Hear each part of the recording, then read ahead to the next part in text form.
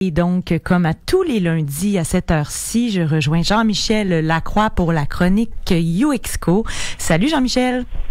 Salut Marjorie. On va parler design utilisateur qui, ça peut paraître peut-être anodin pour certaines et certains qui nous écoutent, mais ça prend une importance quand même déterminante en cette période de pandémie et on va vous expliquer pourquoi. Jean-Michel, tout d'abord, tu voulais parler d'électronisme. Qu'est-ce que c'est que l'électronisme? L'électronisme, c'est l'incapacité de certaines personnes à utiliser les ordinateurs. Donc, c'est comme comment on appelle ça? D'illettrisme numérique. Voilà, oui. J'avais un blanc. On en a déjà parlé, on avait fait une émission là-dessus à l'automne, je pense. Il y a 2/3 de la population qui sont vraiment pas très à l'aise avec l'informatique. Là-dedans, tu as à peu près un quart de la population qui est totalement incapable d'utiliser un ordinateur. C'est beaucoup, ça. Puis, c'est vraiment beaucoup. Ouais. Puis, c'est pas que des vieux non plus. Hein. Donc, pas que des personnes âgées, pas que il y a des jeunes qui sont incapables de se servir des ordinateurs aussi. Bon, c'est sûr que toute proportion gardée, il y en a plus chez des personnes d'un certain âge. Mais tu vois, ça m'a frappé dernièrement avec la crise qu'on vit, le confinement dans certains pays. Même ici, on demande aux aînés de rester à la maison. Ce qui m'a frappé, c'est l'autre jour en lisant un article qui parlait de l'assurance emploi. Et, plusieurs des personnes qui sont allées faire la file, qui en fait n'étaient pas capables de remplir la demande en ligne. Ils avaient des questions, ils n'arrivaient pas à joindre quelqu'un, il y a des choses qu'ils ne comprenaient pas dans le mécanisme de formulaire pour remplir la demande en ligne. Donc, ils sont allés sur place, ce qui a contribué d'une certaine façon à engorger les bureaux physiques. Oui, donc, puis aussi on dit qu'il faut maintenir une distanciation sociale, se rendre dans des endroits où il y a beaucoup de monde, c'est pas conseillé. Puis là, quand on a une file devant l'assurance emploi, c'est pas jojo là, c'est pas la meilleure chose qui puisse arriver. Effectivement. Puis j'ai pas utilisé ce système-là, donc je sais pas à quel point c'est problématique ou pas.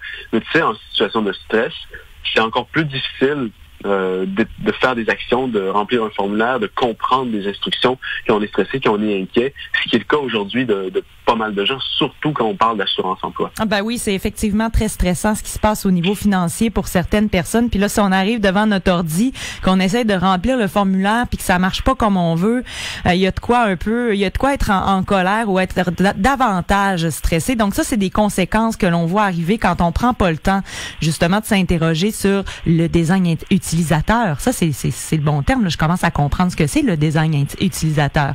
Les aînés maintenant, qui sont à l'aise, vont pouvoir rester connectés avec leurs proches, mais c'est pas tout le monde qui est à l'aise. Non, c'est pas tout le monde qui est à l'aise. Ça, c'est la même chose. Il y a des services. On parle de banque en ligne.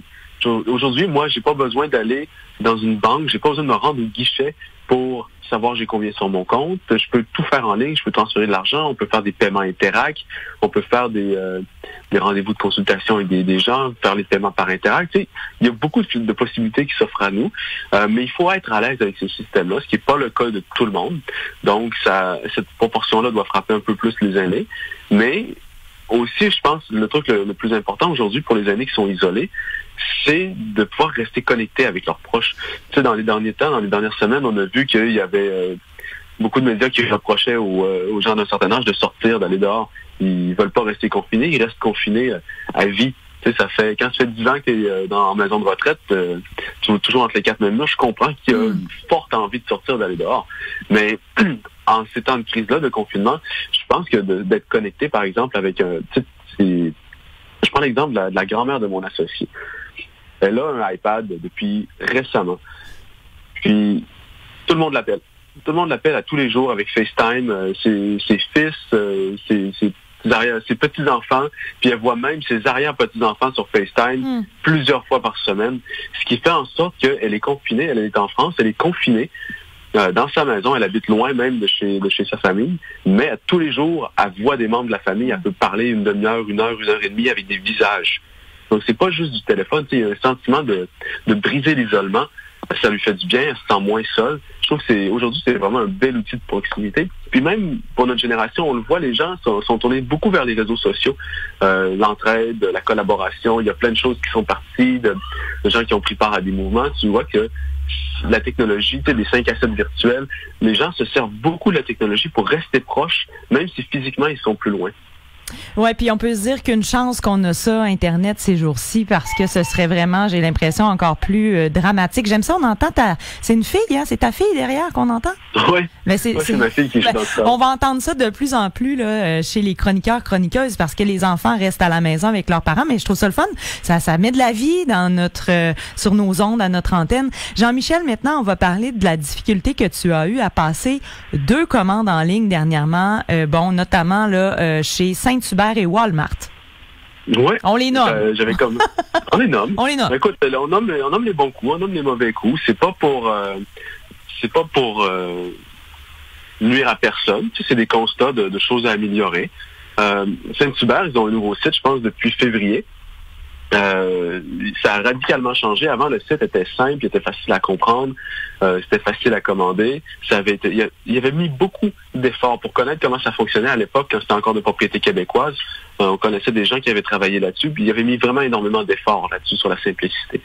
Puis, ça a été racheté, puis maintenant, la maison mère a uniformisé toutes ses propriétés sur une même plateforme, sur un même outil pour tous les restaurants. Donc, d'un restaurant à l'autre, c'est la même mécanique de commande. Puis, déjà, le site est noir. C'est juste ça, c'est tellement pas usuel que c'est un peu choquant. Après, il y a des trucs qui fonctionnent pas, il y a des petits problèmes, il y a des petits bugs, des bugs d'affichage, des affaires qui sont pas bien alignées. Puis j'ai eu un peu de difficulté. Puis il y a eu des bugs de migration avec l'ancien système, donc j'ai eu de la difficulté. Puis en plus, j'ai pas pu... j'ai payé en ligne, mais j'ai pas pensé mettre du type en ligne. Puis le livreur est arrivé, puis le livreur n'était pas content parce qu'il n'y avait pas de type. Ouais. Fait que, en plus, ça a fini sur une super mauvaise note où j'ai vraiment plus envie d'acheter là. Ouais. Puis bon, mieux vaut encourager local en ces temps de crise. Donc les habitudes vont changer de ce côté-là. Oui, il y a plein de services justement de livraison là, même qui étaient pas sur des plateformes là, d'autres plateformes qui ouvrent finalement un service de livraison ou un service de comptoir pour les commerces locaux. Effectivement, là, c'est peut-être une bonne chose de faire affaire avec eux. Maintenant, tu parlais aussi du grand magasin là que représente Walmart. Oui, ben, tu sais, je voulais commander du lait, justement, pour ma fille, du lait en poudre. Pour être sûr de ne pas en manquer, on avait une coupe de caisse. Je l'ai commandé. Je voulais me la faire livrer. Finalement, ça s'est avéré qu'il livrait pas parce qu'il y a comme 2 zones dans le magasin. Tu as la zone épicerie puis la zone magasin.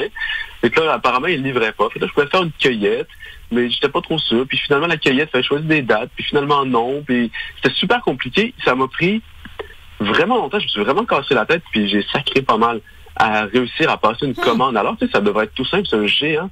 Ça devrait être tout simple. Puis en plus, rendu sur place, ils ne trouvaient pas ma commande. Les emplacements pour la cueillette avaient changé. Ils m'ont dit au téléphone de me déplacer à un certain endroit. On s'imagine que nous, qui sommes quand même habitués et bons en technologie, là, je considère que toi et moi, on n'est pas si pire quand même.